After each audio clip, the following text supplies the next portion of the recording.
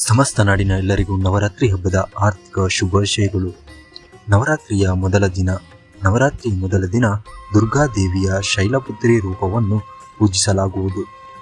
ಶೈಲಪುತ್ರಿ ಎಂದರೆ ಯಾರು, ಇವರ ಹಿನ್ನೆಲೆ ಏನು ಎಂದು ನೋಡುವುದಾದರೆ, ಶೈಲಪುತ್ರಿ ಎಂದರೆ ಪರ್ವತದ ಮಗಳು ಎಂದು ಅರ್ಥ. ಇವರು ದುರ್ಗಾದೇವಿಯ 9 ಅವತಾರಗಳಲ್ಲಿ ಮೊದಲನೆಯವರು. ಹಿಮಾಲಯ ರಾಜ ಹಿಮವಂತನ ಮಗಳು ಪಾರ್ವತಿಯ ಶುದ್ಧ ರೂಪವಾಗಿ ಶೈಲಪುತ್ರಿಯನ್ನು ಆರಾಧಿಸಲಾಗುವುದು. ನವರಾತ್ರಿ ಹಬ್ಬದ ಮೊದಲ ದಿನದಂದು ಇವರನ್ನು ಪೂಜಿಸಲಾಗುವುದು. ಶೈಲಪುತ್ರಿಯು ಗೂಳಿಯ ಮೇಲೆ ಸವಾರಿ ಮಾಡುತ್ತಾರೆ.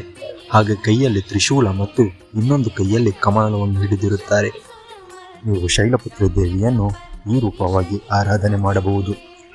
ವಂದೇ ವಾಚಿತ ಲಾಭಯ ಚಂದ್ರಾರ್ಧಕೃತ ಶೇಖರಂ ವೃಷಾರೂಢಂ ಶೂಲಧರಂ ಶೈಲಪುತ್ರಿ ಯಶಸ್ವಿನಿ.